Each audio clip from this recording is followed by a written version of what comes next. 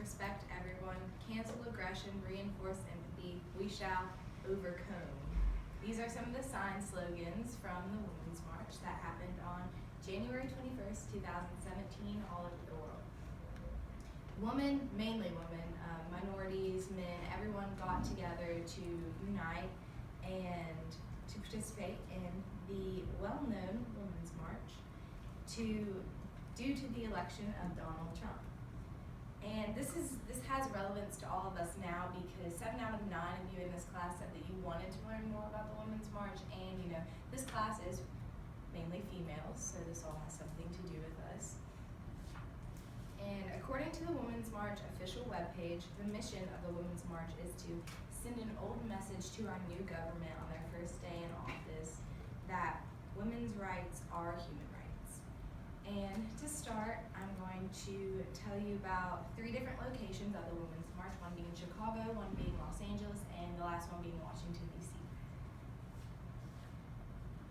With the intention in mind, let's first take a look at Chicago.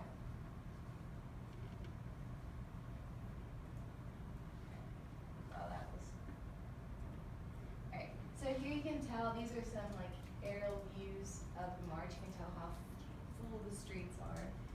And you can see all the different, I think it's really cool. You can see everyone's kind of wearing bright colors, everyone's got bright signs. And this is a quote. I know the march organizers are looking to connect people, to activate them, and protect each other.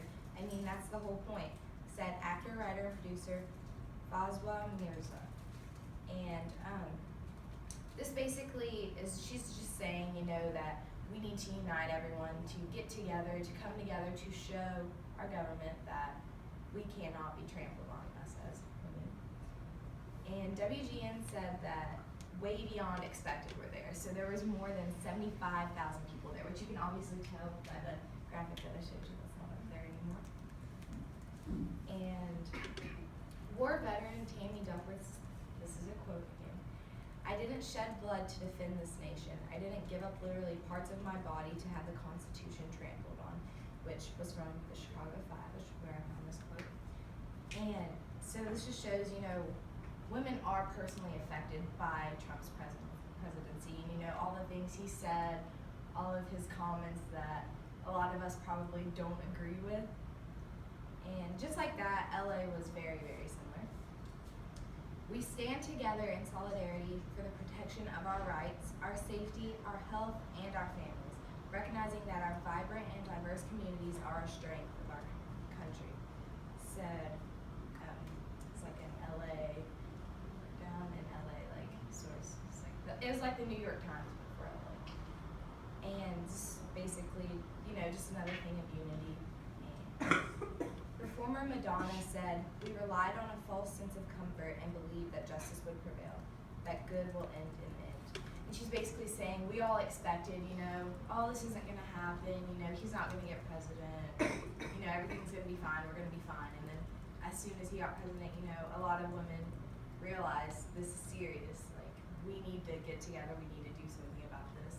Not basically saying that, this is awful, just basically just saying, well, we need to remind him that we cannot be trampled on, that we are together and we can't be trampled on. And these are the streets. You can tell these protests were huge. They were huge.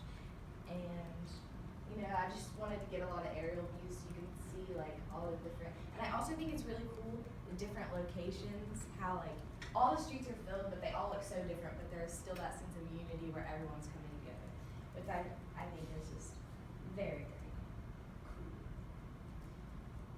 Barbra Streisand admitted that she is scared Trump will treat his presidency as another reality TV show. This is another quote. Donald Trump, who has a legacy of disrespecting women, now holds the most powerful seat in the world. But this provides a real opportunity for social change. You have to hit rock bottom to rise up again. And I think this is showing that everyone's just trying to be hopeful that it will, the best will come from this, that we won't crash and burn, that we have to hit this, and he does have the power to change a lot of things despite all the things he said. Moving on to the march that I'm sure we are all way more familiar with was the one in DC, and I know a lot of us had some friends that were there, including Abby Minahan. Alright. These pro-lifers are headed to the march on Washington. So basically, there's a lot of debate between pro-life and pro-choice, and in Washington, D.C., it was basically organized by Planned Parenthood, all these pro-choice organizations, but pro-lifers were at the same point. They were ready to unite with people who, being pro-life and being pro-choice can easily just destroy a relationship between people because that is such a heated topic. And this is another quote. It's a bunch of people who have no idea who each other are creating something massive, said Vanessa Rebel, one of the activist planners of the Women's March. According to the New York Times, Janelle Monáe spoke on police brutality, Ashley Judd gave a speech about Trump's brags about groping, and Gloria Steinem encouraged the audience to hug one another.